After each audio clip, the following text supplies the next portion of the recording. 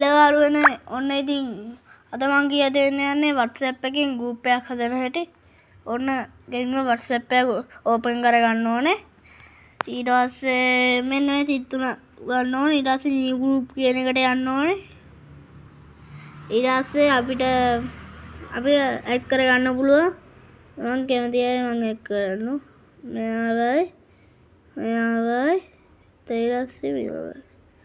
හරි මම ඇඩ් කරගත්තා.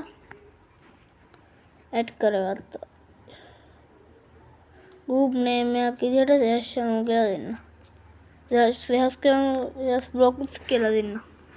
හරි ඊට පස්සේ creating group කියලා තිත් තුන කරගෙනවා. කරගෙන ගාන් ඉන්න තමයි තියෙන්නේ.